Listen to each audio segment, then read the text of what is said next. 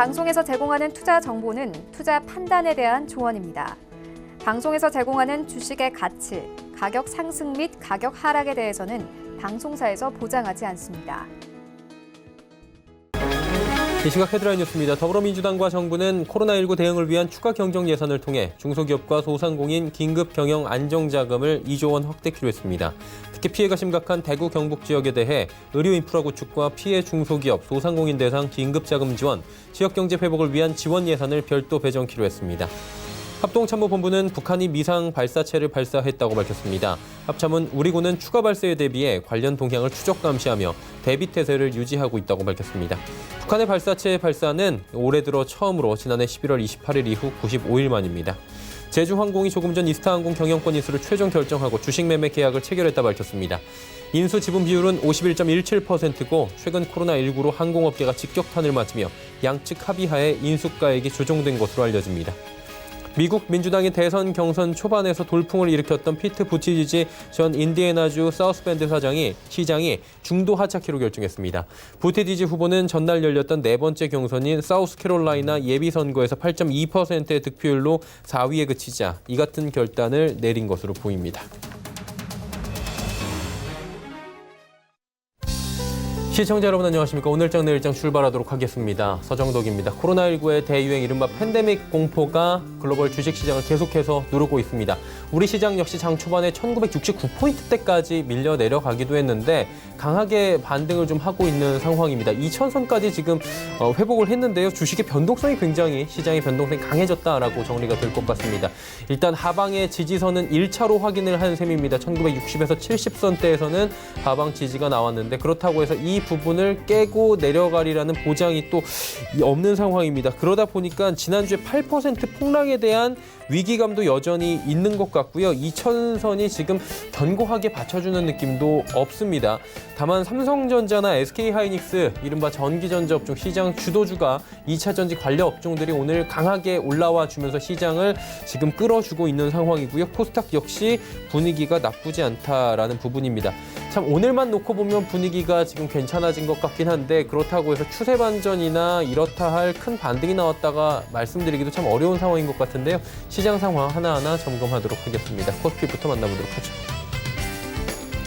지수가 전해드린 대로 2006포인트, 지금 10포인트 전후로 움직이고 있는데 1% 안팎의 상승 흐름도 여전히 가져가고 있는 상황입니다. 다음 볼까요? 자, 보시면 말씀드렸다시피 장 초반에 이 1970포인트가 살짝 무너지는 모습도 보여줬습니다. 공포감이 좀 엄습을 했는데 V자 모양으로 반등이 나왔고요. 이후에 2015까지도 올라오는 상황입니다. 강하게 좀 반등이 오늘 시장에서 나와줬고요. 다음 볼까요? 기관이 좀 매수를 해주고요. 개인은 뭐 여전히 강한 매수를 보여주고 있습니다. 지금 청와대는 북한 발사체 발사에 대해 긴급 관계부처 장관회의를 소집을 했습니다. 지금 가뜩이나 코로나19로 국내 상황이 좋지 못한 상황 속에서 북한마저 불쌍히 미사일을 발사하다 보니까 좀 주식시장이 조금은 휘청하는 모습도 이 분봉상이 나왔었고요. 관련 소식들 들어오는 대로 좀 말씀드리겠습니다. 개인 기관 사고 있고요. 외국인의 매도는 오늘도 이어집니다. 다음 보도록 하겠습니다. 일단은 지난주 금요일에 연준의 금리 인하에 대한 기대감을 좀 줬습니다. 연준이 구두 개입을 좀 이야기를 했는데 이 부분을 좀 이번 주에 봐야 될 것 같고요. 일단 그러다 보니까 많이 내렸습니다. SK하이닉스는 사실 10만 원부터 지금 8만 원대까지 강하게 내려왔는데 오늘 반등도 시원시원하게 5%가 나옵니다. 삼성전자도 올라가 주고 있고요. 삼성전자 오늘 장 초반에 5만 4천 원대까지 밀려 내려가기도 했습니다. 그러다가 지금 반등이 나왔고요. 삼성전자의 지수 반등과 코스피가 맥을 같이 합니다. 네이버도 올라가고 삼성바이오로직스도 올라갑니다. 다음 볼까요? 자, 보시면 LG화학, 삼성 SDI 딱 보이실 겁니다. 2차 전지 관련 섹터 오랜만에 기지개 시원시원하게 켜주고 있고요. 현대차가 좀 아쉽네요. 개소세 인하 얘기까지 나오고 있는데 완성차 쪽은 지금 아무래도 지금 코로나19가 퍼지면서 확진자가 나오면 공장 가동이 좀 어렵습니다. 국내도 지금 그런 상황이고요. 중국 쪽에서도 지금 서플라이 체인 자체가 완성차가 좀 어렵기 때문에 완성차 업계들은 지금 호재를 받아들이지 못하고 악재만이 지금 투영이 되는 상황입니다. 삼성물산 지분 가치나 여러 가지 주주 가치 재고 얘기가 좀 나오고 있죠. 다음 보도록 하겠습니다. 현대모비스 오늘 장 초반에 20만 원 붕괴가 되기도 했는데 낙폭 빠르게 회복을 했고요. 보합권까지도 올라왔습니다. LG생건 지금 약보합, SK텔레콤이 21만 원 무너지네요. 포스코, KB금융 모두 다 빠져내려갑니다. 다음 보도록 할까요? 자, 보시면 코스닥은 626 시원시원하게 올라오죠. 2.65% 하지만 그동안 내린 게 워낙에 컸습니다. 다음 보도록 하겠습니다. 자, 보시면 그래프 모양 비슷하죠. 장 초반에 밀렸다 그대로 올라오는 모습들 코스닥도 포착이 되고요. 다음 보도록 하겠습니다. 여기 좀 수급이 다릅니다. 개인들이 지난주에 강하게 매수를 좀 한 바가 있습니다. 지난주에 개인들은 양시장에서 어마어마한 물량들을 담아왔었는데 코스닥 시장에서 급등이 나오자 일단 좀 정리하는 모습. 일단은 최근에 시장 자체가 반등이 나와도 다음날 바로 고꾸라지는 모습들을 봤기 때문에 개인들은 일단 정리하자라는 측면이 강하고요. 기관, 외국인은 사줍니다. 다음 볼까요? 자, 보시면 셀트리온 헬스케어, HLB, CJENM, 펄어비스, 스튜디오 드래곤까지 모두 다 올라갑니다. 상승폭은 스튜디오 드래곤이 가장 좋고요. 다음 보도록 하겠습니다. KMW도 올라가고 메디톡스, 에코프로, BM, 휴젤, 원익 IPS 일단은 보톡스 관련 섹터들 올라가고요. 2차 전지 관련 섹터 에코프로, BM이 오늘 큰 폭의 상승이 좀 나와줍니다. 원익 IPS도 올라가고요. 다음 볼까요? 솔브레인, SK머티리얼즈, 파라다이스 그리고 SFA 올라가는데 오늘 잘 보시면 시장의 특징 나옵니다.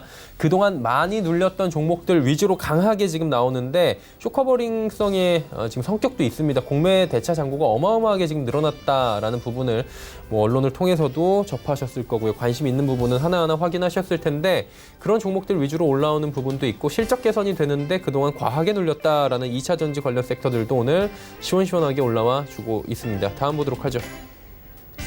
자, 환율 좀 조정이 시원하게 나오네요. 오늘 엄청나게 밀리는데요. 10원 50전이나 밀리면서 1,200원이 하루 만에 또 붕괴가 되는 모습들이 보여집니다. 금일본 방송에서 제공해드리는 정보는 투자 판단에 대한 조언일 뿐입니다. 해당 주식의 가치와 수익률 보장해드리지 않는다는 점 참고해 주시길 바랍니다. 예, 월요일 이 시각 특징주 바로 살펴보도록 하겠습니다. 정모경 캐스터입니다. 네, 시총 상위 종목들 대부분 반등하면서 지수도 반등하고 있습니다. 코스피가 1% 가까이, 코스닥은 2%가 넘게 오르면서 양시장 4거래일 만에 빨간불 켜고 있는데요. 이 시각 이슈 종목들은 어떤 게 있는지 지금부터 만나보시죠. 이 시각 종목 핫3, 시젠, 국일제지, 큐캐피탈이 올라와 있습니다. 오늘은 가장 먼저 시젠부터 만나보도록 하겠습니다. 코로나19로 인한 진단시약 수요 증가에 시젠이 강세를 보이고 있는데요. 현재는 전날 대비 10% 넘게 올랐고요. 거래가 43,300원입니다. 하루간의 흐름도 확인해 보시죠. 시젠 지난 24일부터 6거래일 연속 상승 중입니다. 오늘은 오전장에 최고가 41,550원을 터치하는 모습입니다. 시젠은 코로나19 진단시약 개발에 성공했다는 소식 이후 연일 주가가 오르고 있는데요. 현재 코로나19 의심 환자 급증으로 하루에 10,000개에서 20,000개 규모의 진단용 시약을 생산하고 있다고 합니다. 해당 시약은 유럽으로도 수출 중인데요. 한편 시젠은 예상치 못한 코로나19의 확산과 호흡기 진단 시약의 비약적인 성장으로 2020년 매출액이 전년 대비 30% 가까이 성장할 것으로 전망되고 있습니다. 다음 종목 만나보시죠. 큐캐피탈은 서울제약을 인수했다는 소식에 급등했는데요. 현재는 전날 대비 25% 넘게 올랐고요. 거래가 835원입니다. 하루간의 흐름도 확인해 보시죠.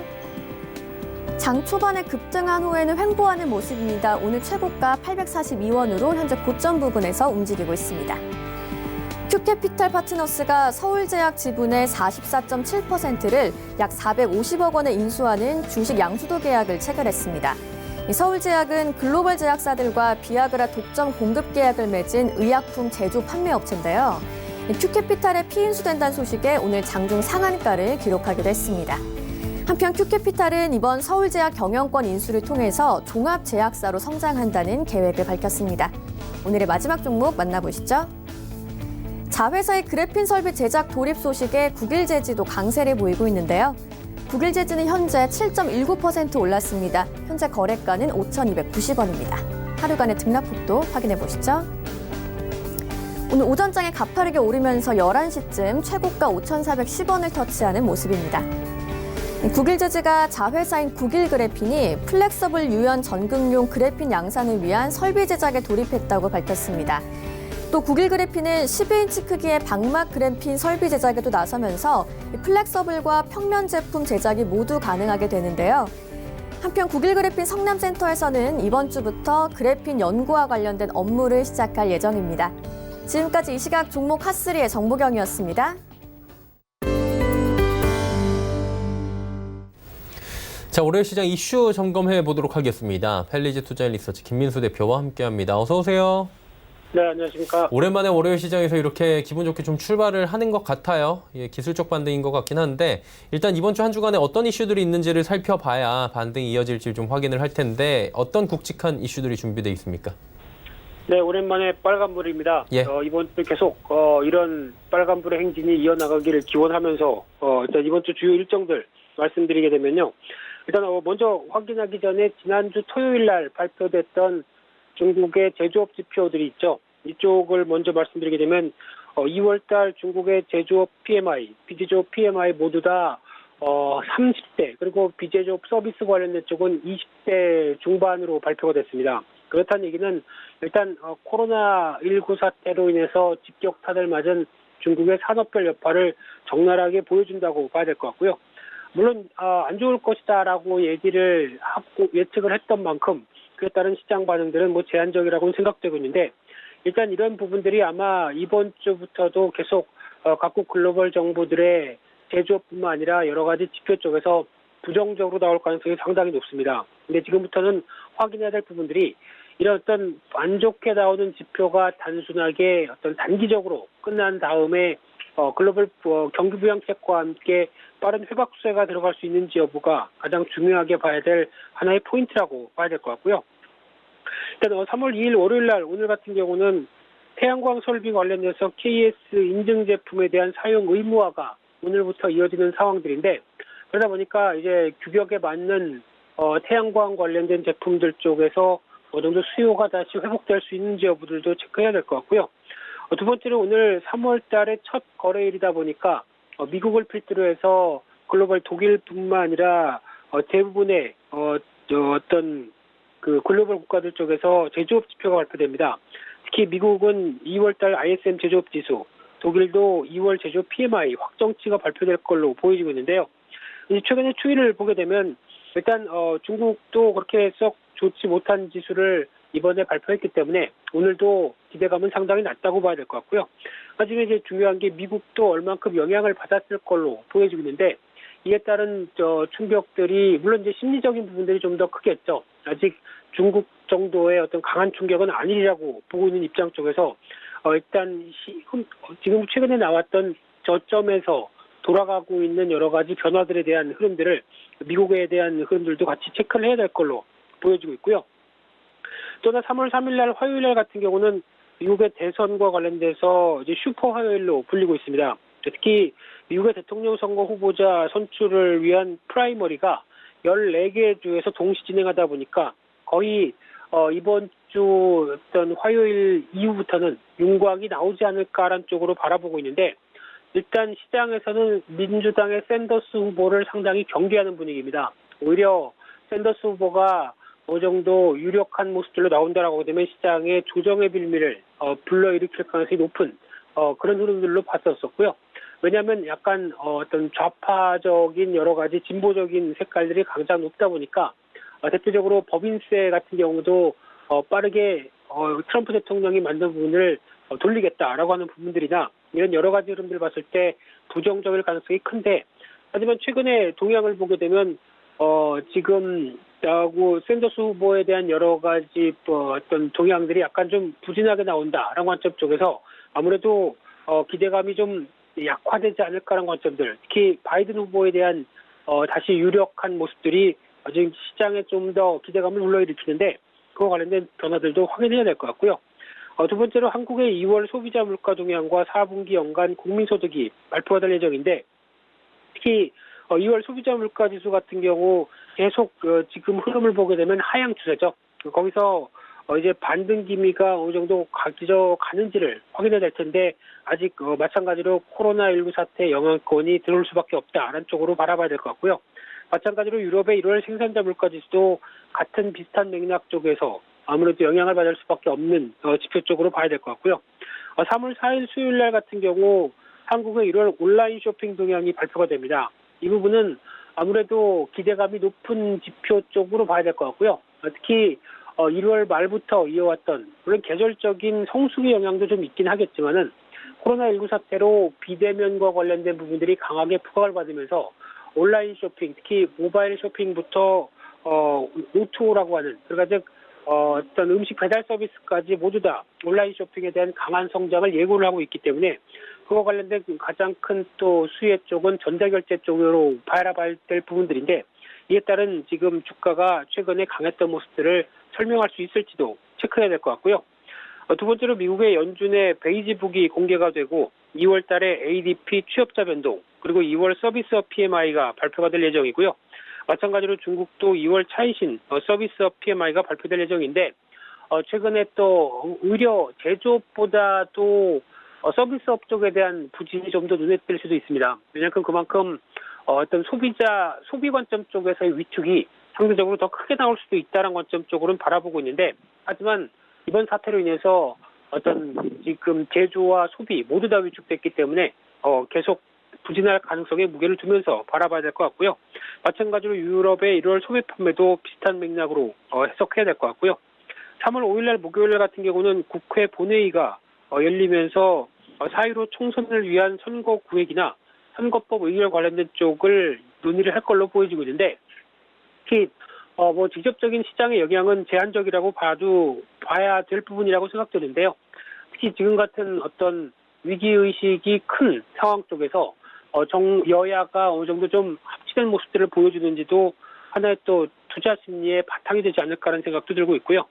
또 하나 두 번째로 오페크와 관련된 오페크 플러스죠. 러시아를 필두로 한 산유국들이 정례회의가 이어질 걸로 보여집니다. 근데 지금 유가는 이번 코로나19 사태로 인해서 한 10% 이상 하락한 모습들인데 하지만 지금 산유국들은 추가 감산에 대해서 논의를 하는데 러시아는 반대하고 있습니다. 그러다 보니까 이에 따른 합의가 유가에 대한 영향력을 끼칠 수 있는지 여부들도 지켜봐야 될 것 같고요. 또다 미국의 1월 공장 주문이 추가적으로 발표될 예정이고요. 3월 6일 날 금요일 날 같은 경우는 삼성전자 갤럭시 S20이 본격적으로 출시가 됩니다. 예약 기간을 코로나19 사태로 인해서 조금 더 늘렸었죠. 근데 아마 이번 사태로 인해서 좀 억울할 수는 있겠지만은 아마 생각보다 예약 판매량이 좀 부진하다는 얘기가 들려오고 있고요. 그런 쪽에서 어느 정도 부진했던 만큼 특히 본격 판매와 함께 어느 정도 좀 판매량을 끌어올릴 수 있을지도 계속 관건으로 봐야 될 부분이고요. 그 밖에 미국의 중요한 지표들 쪽이 대거 발표될 예정인데 12월 무역 수치와 1월 도매 재고, 특히 2월 고용 보고서 주목해야 될 걸로 보여지고 있는데 아마 이번에 비농업 민간 고용 추이가 가장 중요하다고 봐야 될 부분들이고요. 약간 이제 충격을 받을 가능성들은 상당히 높은데 그래도 적어도 한 10만 건 이상으로 유지를 하는 모습들이 나오느냐 여부들도 하나 중요한 변화라고 보여지고 있는데 아마 연준에서는 이 부분들이 또 어떤 시장의 기대치에 못 미치는 부분들이 나온다라고 하면 당연히 금리와 관련돼서 인하 가능성에 또 무게를 줄 수 있는 지표겠죠. 그런 쪽에 대한 변화들도 체크할 부분이다. 이렇게 말씀드리겠습니다. 이번 주가 지금 투자 전략을 세우기가 참 어렵다라는 얘기가 나오는데 국내 확진자도 봐야 되고 지금 국외 말씀해 주신 미국이나 중국 쪽의 지표도 봐야 되고 연준의 스탠스도 봐야 되고 그런데 투자 전략 어렵겠지만 어떻게 가져가는 게 좋겠습니까?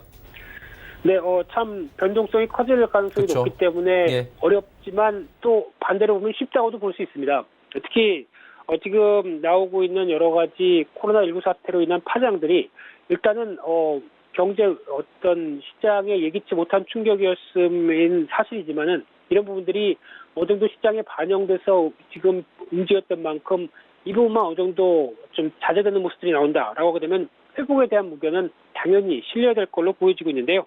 하지만 그래도 확인해야 될 부분들이 가장 먼저 이제 다 아시는 것처럼 코로나19 관련된 확진자 수가 감소되는 모습들 그리고 글로벌 증시 안정세가 가장 눈여겨봐야 될 부분들인데 더 중요한 거는 개인적으로는 환율이라고 생각됩니다. 모든 거를 다 여기에 내포돼서 움직인다라고 하게 되면 지금같이 환율 같은 경우 지금 이어지는 한 1,200원대 정도쯤 특히 1,220원의 고점 돌파는 좀 힘들 가능성에 무게를 두고 있고요. 이 아래로 움직이기 시작한다고 하게 되면 시장 투자 심리에 상대적으로 긍정적일 가능성이 높고요. 그럼 이제 달러와의 인덱스도 같이 지켜봐야 될 부분들인데, 또 하나 수급 같은 경우도 이제 개인 신용이 많다라는 부분들도 물론 얘기가 많이 나오고 있지만은, 개인적으로는 개인 신용에 관련된 부분들은 예수금도 같이 보강되고 있기 때문에 너무 큰 문제는 아니다라고 봐야 될 것 같고요. 그런 차원에서 어떤 지수의 예측보다는 변동성 확대 계속 주의를 하시되, 그래도 빠르게 업황이 회복될 수 있는 종목이 무엇이냐라는 쪽에 판단 기준을 가져가시면서, 그래도 IT, 전기차, 5G 이쪽은 계속 관심이 필요하다, 이렇게 정리해서 말씀드리겠습니다. 일단 업황 회복이 좀 잘 될 만한 업종으로 꾸려보자라고 정리해 보도록 하겠습니다. 오늘 말씀은 여기까지 듣겠습니다. 고맙습니다. 네, 감사합니다. 헬리제 투자 리서치 김민수 대표와 함께했고요. 이슈 칼럼 이어집니다.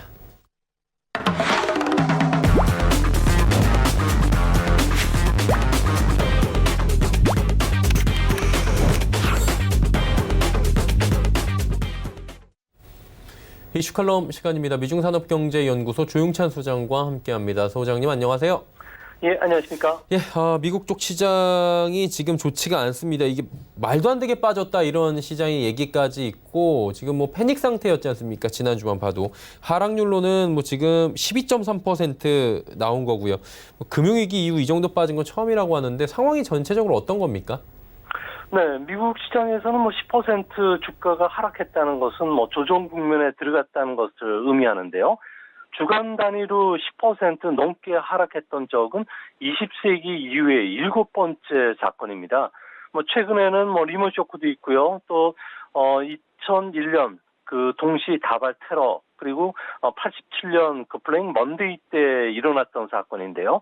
그 당시보다도 지금이 좀 더 안 좋다는 것은 아무래도 가장 빨리 주가 조정에 들어갔다는 겁니다.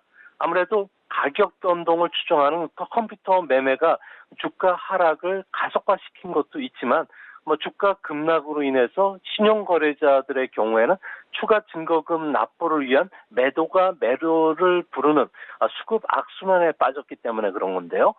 투자자들은 이번 그 코로나 바이러스를 아시아 문제가 아니라 세계 문제로 인식하고 있다는 점에서는 아무래도 반등이 찾아오더라도 매도 타임으로 작용하지 않을까 보입니다. 이렇게 보는 근거는 미래 주시장의 변동성을 보여주는 그 빅스 지수 같은 경우에도 금요일날 장중 한때 50 근처까지 급등했던 것에서도 잘 나타나고 있는데요.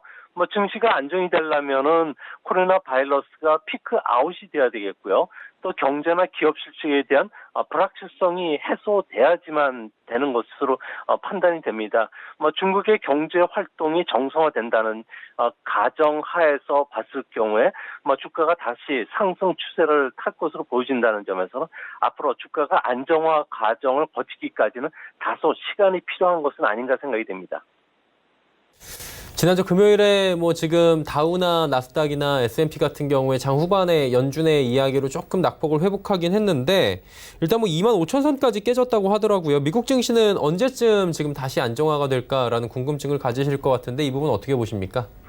네, 아무래도 지금 뭐 그 사람들의 심리가 매우 그 불투명하고 또 불확실성에 노출돼 있다 보니까 조그만 악재도 한머니들이 되고 안전자산으로 몰려가고 있는데요.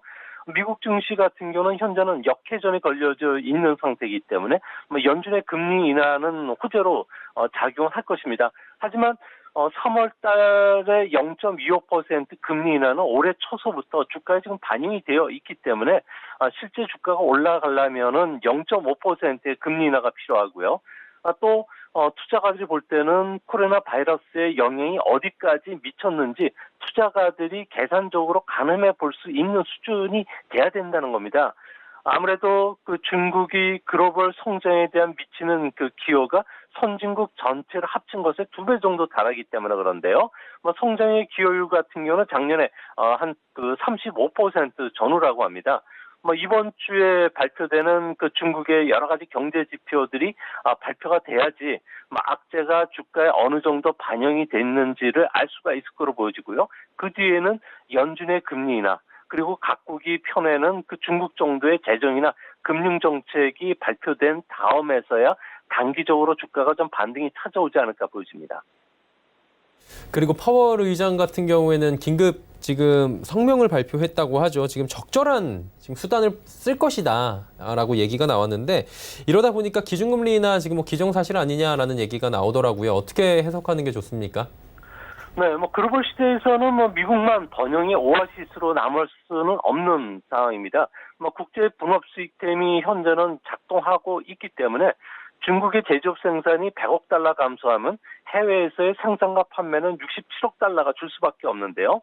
이 때문에 IMF 총재 같은 경우에도 중국 쇼크가 장기화되면 끔찍한 시나리오가 현실화될 수 있고 세계 성장률은 더 하락할 수 있다고 경고할 정도인데요. 이 때문에 미 연준도 미국 경제 충격을 완화시켜주기 위해서 3월달 FOMC에서 금리 인하는 100% 확률이고요. 0.5% 금리 인하 확률도 지금 현재는 90%에 달한 상황입니다. 경제는 심리라는 말처럼 주시장이 동요가 계속 크게 진행이 된다면은 아무래도 큰 폭의 금리 인하가 단행이 될 것으로 보여지는데요. 하지만 지금 중국 같은 경우에는 오늘 중국 증시가 급등했던 것도 대규모 재정 정책에 대한 영향, 그리고 중국에서도 영업을 하라고 지금 계속 독려를 하고 있는데요. 스타벅스나 애플 매장도 정상화되고 있고요. 또 중국 공장들이 실제 사람들이 공장에 들어오는 게 3분의 1 정도밖에 안 되는데 무리하게 공장 가동률을 높여서 어느 정도 중국 경제가 돌아간다고 했을 경우에는 0.25%에 그칠 가능성도 현재로서는 배제하기는 어려운 상황입니다. 결국 FRB가 얼마나 기동성 있는 금융 정책을 실시하느냐에 따라서 주가의 반등폭도 성격이 상당히 달라지지 않을까 생각이 듭니다. 그렇다면 이제 과거를 좀 살펴봐야 될 것 같은데 금리 인하 국면에서 주식시장은 어떻게 좀 전개가 됐습니까? 네, 1990년 이후에 미 연준이 금융정책을 긴축해서 완화로 통화정책을 180도 바꾼 적은 5번 있었습니다. 첫 금리 인하가 실시되기 3개월 전서부터 3개월 후까지 S&P 500 지수의 추이를 보면요. 금리 인하 45일 전에 이제 한 달 반 부터 주가는 조금씩 반영해 오면서 상승하는 흐름을 볼 수가 있는데요. 또한 금리 인하 전날부터 인하 뒤 3주까지는 보통 2에서 한 6% 정도 상승했습니다.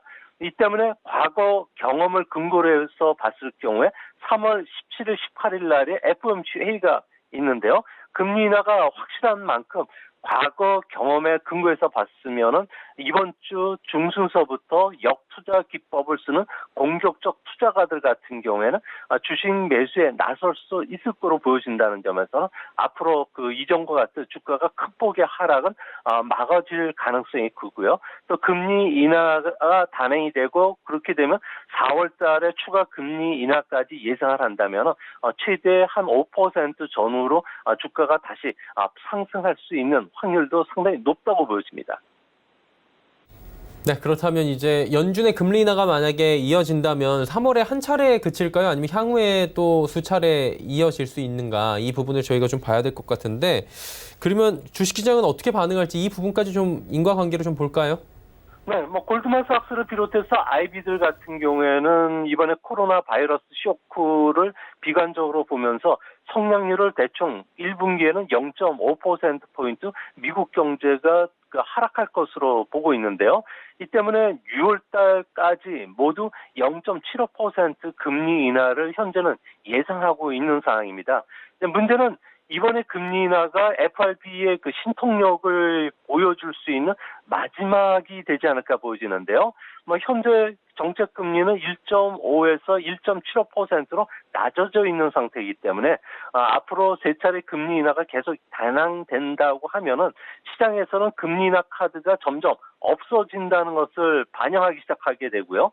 정책 도구 부족으로 시장이 오히려 민감하게 반응할 가능성이 크다는 겁니다. 미국 경제는 70%가 개인 소비가 버팀 역할을 해주고 있는데요.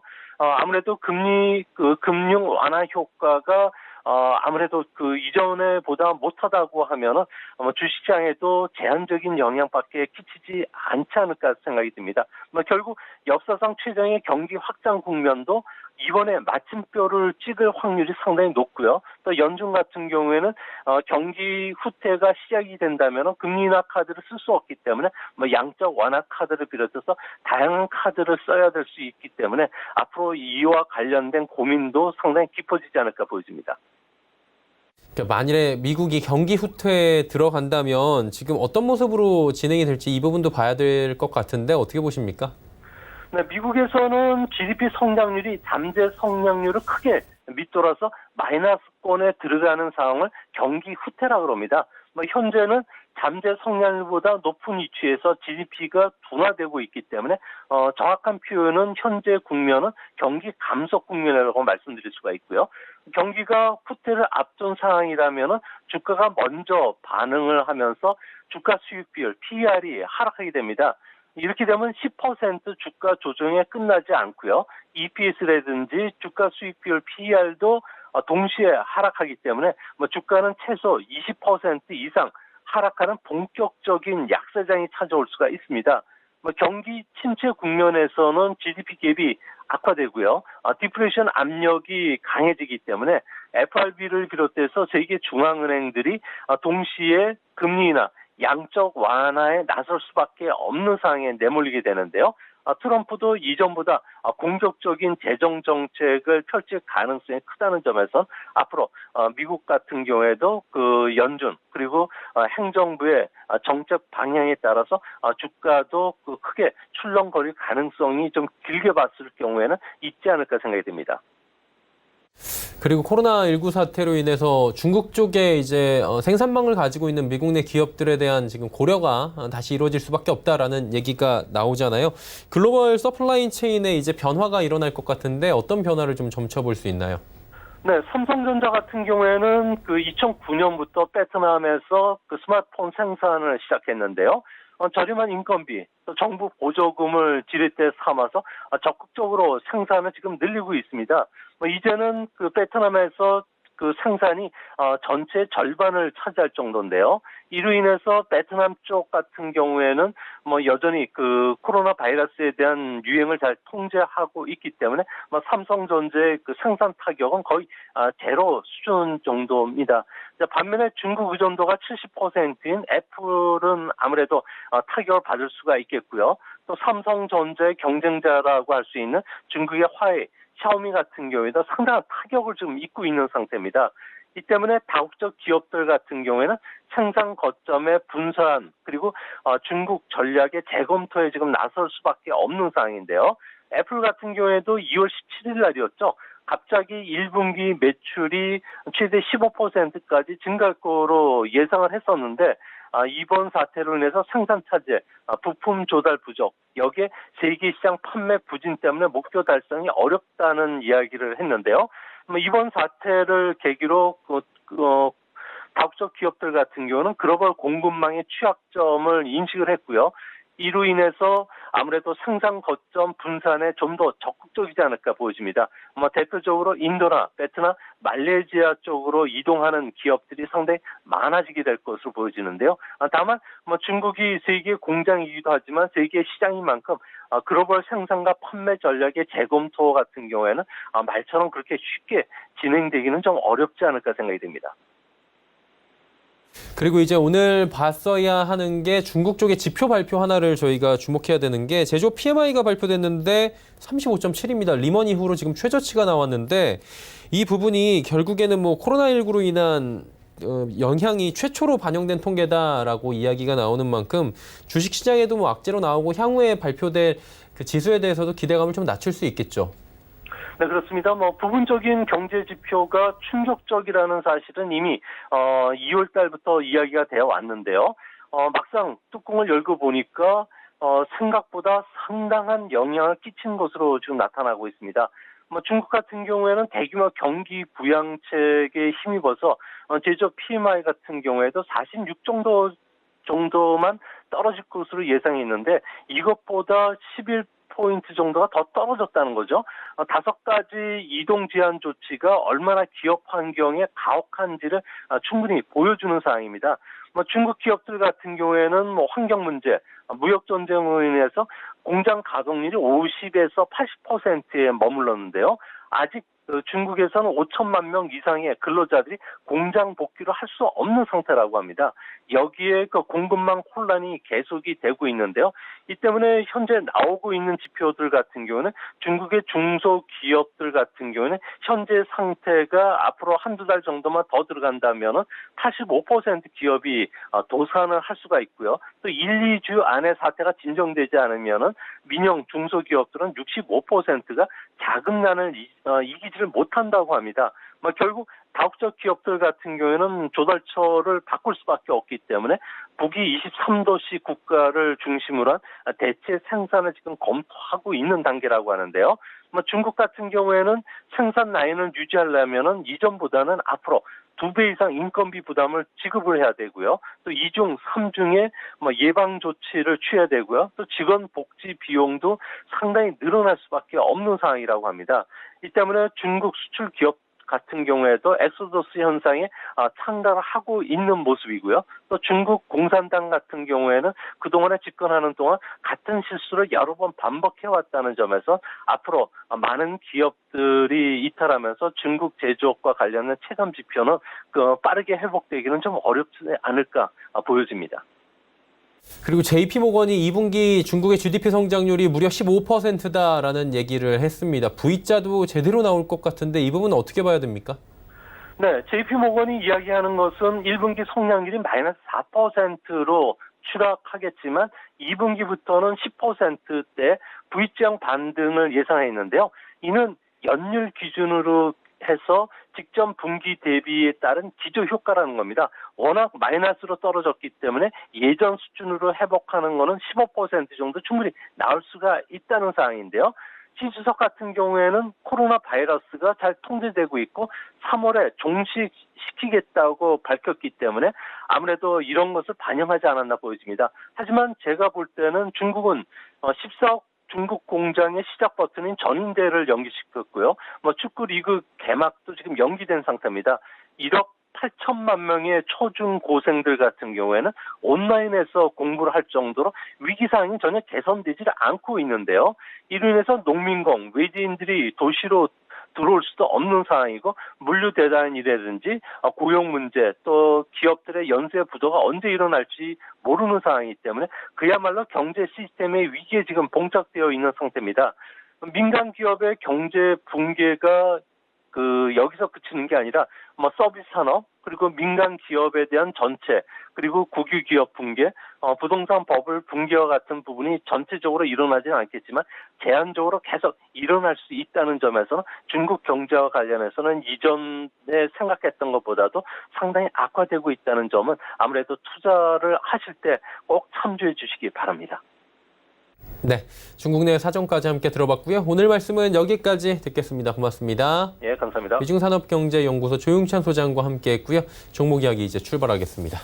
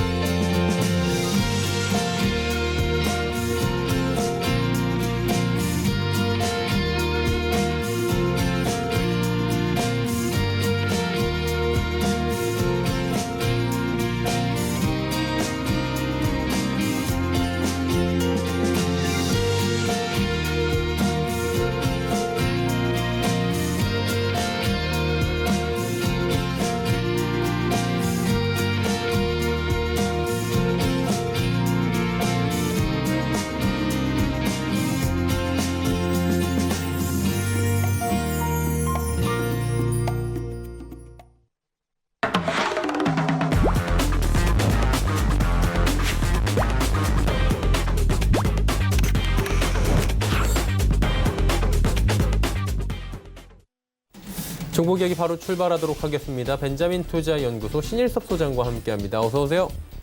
네, 안녕하세요. 네. 어떤 종목 가지고 오셨는지 바로 확인해 볼까요? 네, 첫 번째 삼양식품입니다. 예. 삼양식품이 요즘에 많이 거론되는 이유가 농심의 짜파구리가 세계적으로 인기를 얻으면서 짜파구리 조리법이라던가 실제로 제품이 해외에는 출시됐다는 소식이 들리고 있습니다. 그래서 농심이 SNS를 보시면 아예 대놓고 그냥 우리는 숟가락을 얹었다. 왜냐면 댓글에 숟가락만 얹었다는 비판이 많으니까 그걸 아예 마케팅으로 전환을 시켜버렸더라고요.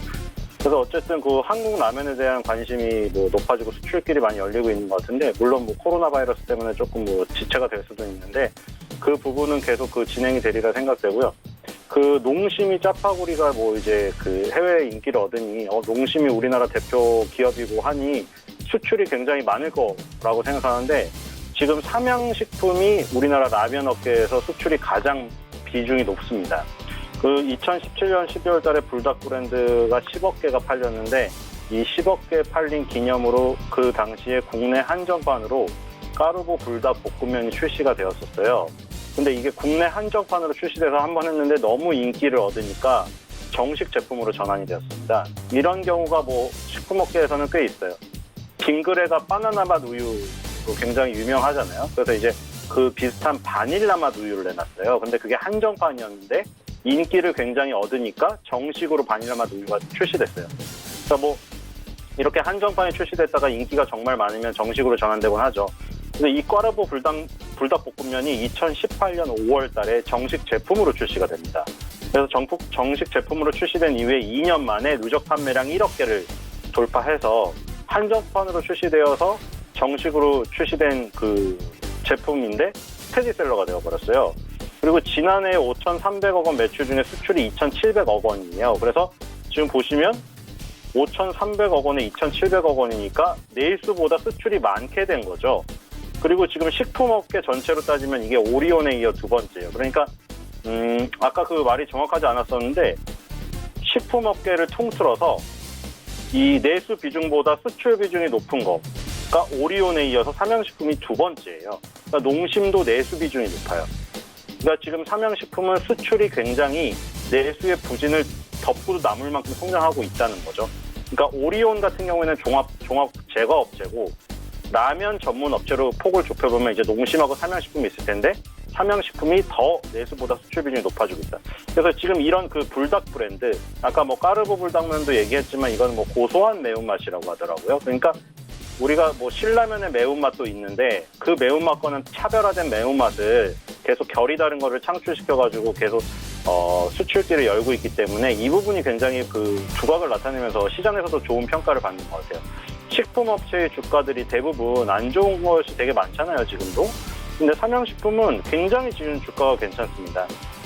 코로나 바이러스의 영향 때문에 시장 전체에 전반적으로 안 좋은 영향이 있음에도 불구하고 굉장히 굳건하게, 그리고 조정도 양호하게 하고 있기 때문에 좋은 선택지가 되지 않을까 생각이 되고요. 손절가 9만 원, 목표가 12만 원입니다. 두 번째는 우노앤컴퍼니입니다.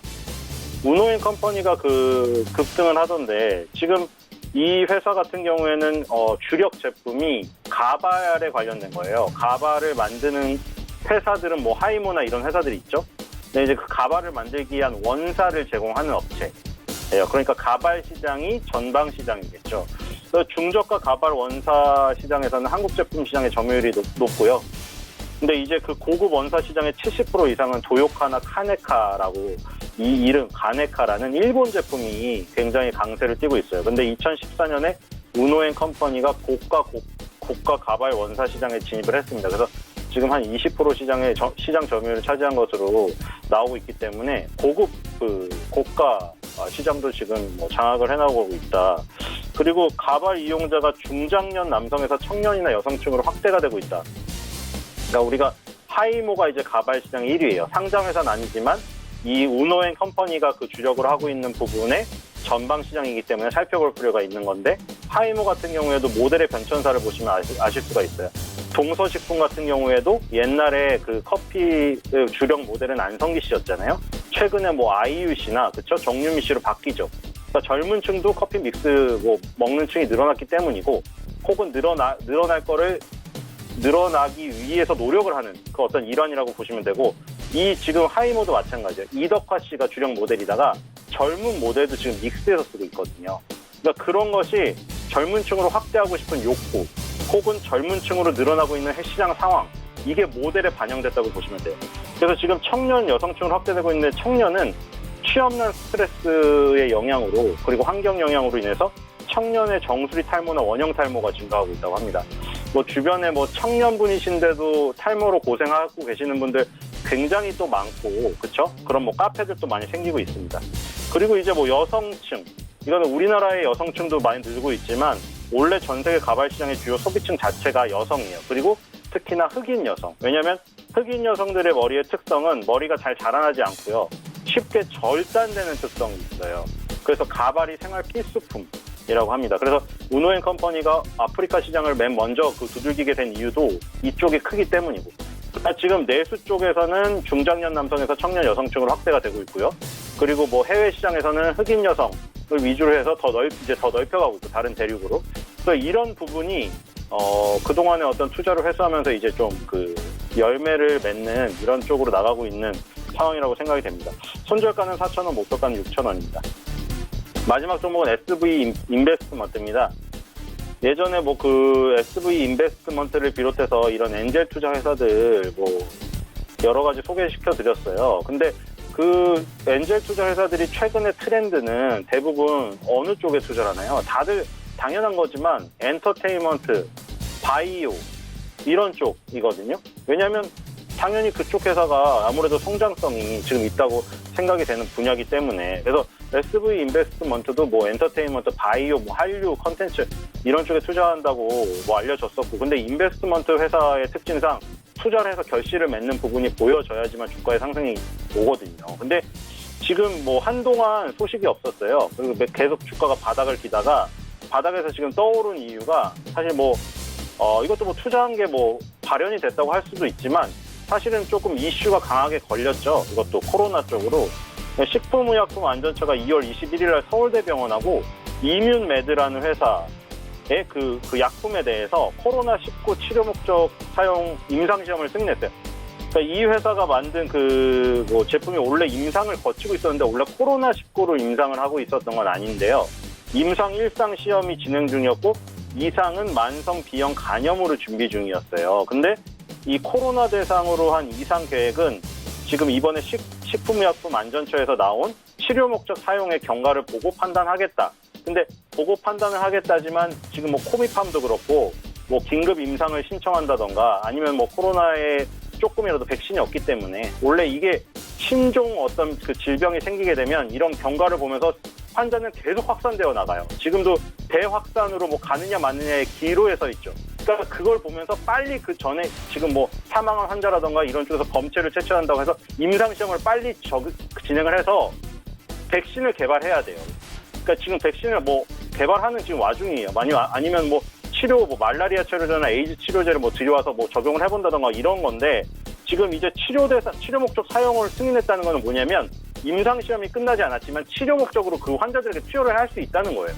그러니까 치료 목적으로 투여를 긴급하게 하는 걸 승인한 건데 해서 만약에 효과가 있다. 그러면 임상시험을 진행하겠다는 거예요, 이게. 그러니까 원래 이상이 만성 B형 간염으로 준비를 했던 거를 치료 목적으로 한번 투여를 해봤는데 지금 환자들에게 효과가 있으면 그러면 이거를 바꿔서 만성 B형 간염과 함께 코로나19 이것에 대해서도 임상을 진행하겠다. 그러니까 이뮨메드라는 회사의 SV 인베스트먼트가 투자를 했기 때문에 여기에 지금 걸려 있어요. 그러니까 인베스트먼트 회사가 여러 가지 투자의 결실을 맺어야지 움직이는 경향이 있지만 지금은 굉장히 단기적으로 이 이슈에 얽혀가지고 밑에서 급등이 나오는 지금 현상이 벌어지고 있다고 보시면 될 것 같아요. 그래서 그 급등이 나오는 현상을 지금 단기적으로 따라가서 단기 수익을 창출하는 것은 가능하다고 생각이 됩니다. 손절가 2,000원, 목표가 3,000원입니다. 예. 새 종목에 대한 이야기 나눠봤고요. 그렇다면 지난 시간 리뷰를 좀 해야 될 것 같은데 NC소프트 단기 접근해봤잖아요. 결과 어땠습니까?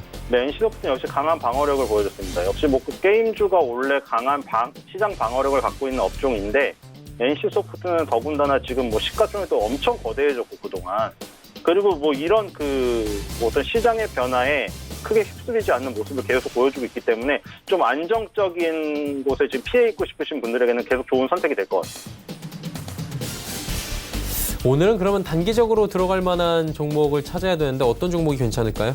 예, 역시 SV 인베스트먼트를 해봐야 되지 않나 싶습니다. 지금 사실은 이게 그 코로나 바이러스 관련한 그 테마주들이 물론 우리가 뭐 항상 위기가 오면은 돈 버는 사람이 있고 그렇기 때문에 이번에 뭐 마스크 판매업자들도 돈을 많이 번 사람이 있을 거 아니에요. 근데 그거랑 또 주식은 틀린 게 뭐냐면 주식은 어떤 세력에 의해서 세력이 조종을 해서 실제 얻는 이득이나 뭐 그 받아야 될 적정치보다 훨씬 더 높게 받거나 아니면 훨씬 더 나락으로 떨어뜨리기 때문에 그 와중에 극단에 걸려버리면 큰 피해를 입게 되는 거예요.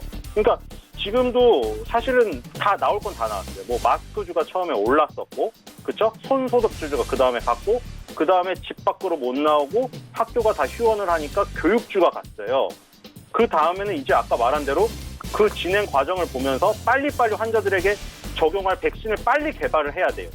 그래야 이게 종식이 되거든요. 근데 이미 거기까지 이제 끝까지 왔어요. 이제 백신주까지 왔는데 여기서 이제 백신이 나오느냐 마느냐는 너무 오래, 진짜 백신이 나오는 건 너무 오래 걸리고 지금은 이제 이런 얘기만 나오면 오르는 거예요. 뭐 임상 실험을 허가했다.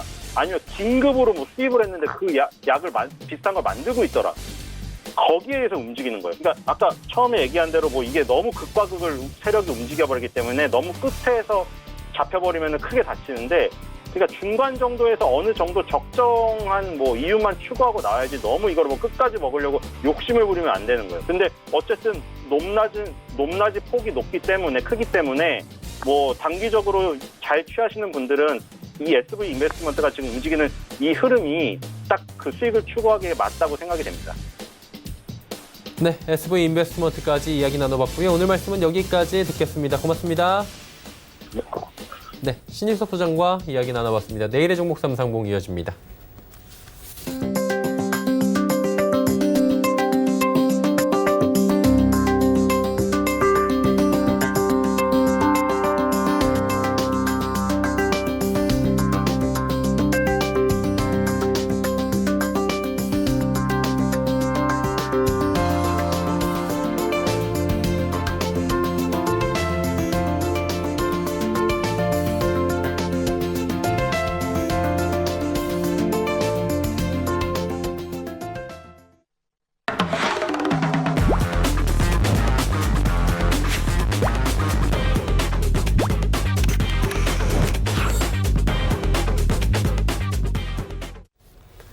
내일의 종목 330 시간입니다. 오늘도 이지환 멘토와 함께합니다. 어서 오세요. 안녕하세요.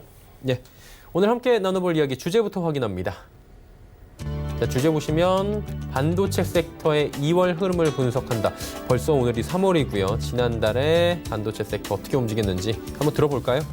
네, 우리 시장이 지난주 금요일 우리가 이 시간에 투매에 동참하지 말고 일단 다음 주 초반에 나올 반등을 활용하자라는 부분을 말씀드렸는데 반등이 제법 강하게 나오고 있습니다. 주로 IT 섹터에서 우리가 잘 알고 있는 핵심 섹터에 집중돼서 반등이 나오고 있는데 그런 점에서 아직 시장이 수급적으로 전반적으로 돌아선 모습은 아니라 특정 섹터에서 강하게 반등이 나온다 이렇게 좀 보셔야 되겠고요. 그중에서 우리가 특히 이제 관심을 가져야 될 부분이 역시 우리 시장의 주체이자 IT 섹터의 핵심이라 할 수 있는 반도체 종목. 이 반도체가 지금 2월달 이제 잠정 수출 실적과 관련된 부분에 데이터가 나왔습니다. 이걸 꼭 한번 살펴봐야 되는데 일단 결론을 말씀드리면 생각보다 나쁘지 않다라는 부분입니다. 사실 반도체 부분은 지난 12월달 계속해서 하라는 부분이 12월달 D램에서 주력 제품들의 10% 가까운 상승이 나오면서 12월달 바닥을 형성하고 1월달부터 좀 상승하는 모습을 좀 점진적으로 보여줬습니다. 전월 비해서 이제 D램 가격을 한번 살펴보면 특히 이제 서버용 D램 가격이 약 6% 이상 지금 오른 걸로 나와 있고요. PC용 D램 가격도 1.4% 상승을 했습니다. 사실 이제 비수기인 점을 감안하면 비수기일 때 1월달, 2월달에 이렇게 상승하는 거 사실 쉽지 않은데 시장 상황이 어려운데도 불구하고 특히 서버용 D램 가격에서 가격이 상당히 많이 올랐다라고 좀 보시면 될 것 같고요. 이렇게 서버용 D램 가격이 그럼 왜 올랐냐라는 부분을 조금 살펴보니까 북미 데이터 센터의 확장 부분에 대해서 소요되는 부분이 좀 꽤 컸고요. 또 한 가지 특이한 점은 코로나19와 코로나19와 관련해서 재택근무가 늘어나면서 오히려 서버용 D램 가격이 올라가는 모습을 좀 보여줬습니다. 이 부분은 좀 특이한 부분인데 어쨌든 이 부분 때문에 서버용 D램 가격이 6% 상승하면서 전체적으로 가격 상승을 바닥권에서 이끄는 모습을 좀 보여줬습니다. 특히 우리가 좀 주목할 부분이 2월 달에 중국에서도 이 데이터 센터 가입 수요가 확장되면서 서버용 D램 수요가 지금 확장되는 걸로 나왔습니다. 그러니까 코로나19와 관련해서 상당히 관련 섹터들이 어려움을 겪지만 여전히 이제 필요한 부분에 진행되는 부분은 진행되고 있다는 부분을 확인했다라고 좀 보시면 될 것 같고요. 이 부분 때문에 중국의 데이터 센터 확장과 관련해서 EQ의 서버용 D램 가격 상승률을 약 20% 상향 조정하는 작업이 최근에 이루어졌습니다. 그만큼 좀 긍정적으로 보는 부분이 늘어났다라고 좀 보시면 될 것 같고요. PC용 D램 가격의 상승도 약하지만 가격 하락이 아니라 상승 쪽을 유지했다는 점에서 인상 깊은데 이 부분은 아무래도 메모리 가격 상승을 대비한 PC 업체들의 재고 확보 노력이 좀 보인다라는 부분인데요. 사실 가격이 하락할 때는 데일리 단위로 주문하던 부분이 최근에는 주 단위 이상 주문이 이어지면서 어쨌든 지금 이 국면이 지난 이후에 가격 상승에 대한 예상이 상당 부분 많다라는 점을 우리가 꼭 생각할 필요가 있다는 부분을 말씀을 드리겠습니다. 특히 이제 우리가 스마트폰이나 노트북과 관련된 부분, 이 소비재와 관련된 부분에서 지금 현재 코로나19의 영향으로 상당히 좀 떨어질 걸로 예상이 되는데 이 부분이 지금 서버용 D램으로 커버가 되면서 전체적으로는 오히려 가격이 상승하는 모습을 보였다라고 말씀을 드리겠습니다. 네, 오늘 함께 말씀해 주신 부분 참고해서 볼 만한 섹터 있습니까? 네, 결국 이제 반도체와 관련된 종목들 섹터 IT 우리가 잘 알고 있는 것처럼 이 수요가 늘어날 수 있는 5 2차 전지 전장 부품이고 직접적인 부분은 삼성전자와 SK 하이닉스가 키를 쥐고 있다라고 좀 보시면 되는데요. 지금 이제 수급적으로는 아직까지 돌아서지 못하는 모습을 좀 보여주고 있는데 긍정적인 부분은 이 D램 가격과 이 전체적인 메모리 가격이 상승을 하게 되면 결국 단기 펀드 물량이 나간 이후에 중장기적인 부분은 반드시 물량이 들어올 수 있다. 특히 삼성전자 캡률과 관련된 부분에서 여러 가지 잡음이 많았지만 이번을 계기로 조정을 좀 받으면 오히려 장기 물량은 늘어날 수 있다는 점에서 당장은 어렵지만 이 삼성전자와 SK 하이닉스는 2분기 이후로도 긍정적으로 볼 필요가 있다라고 말씀을 드리겠습니다. 네, 오늘 말씀은 여기까지 듣도록 하겠습니다. 고맙습니다. 고맙습니다. 네. 이지환 멘토와 이야기 나눠봤고요. 금일 본 방송에서 제공해드린 정보는 투자 판단에 대한 조언이었습니다. 해당 주식의 가치와 수익률 보장해드리지 않는다는 점 참고해 주시길 바랍니다. 저희가 준비한 소식은 여기까지입니다. 잠시 뒤에는 마감 임박 60분의 승부 바로 이어집니다. 채널 고정해 주시기 바랍니다.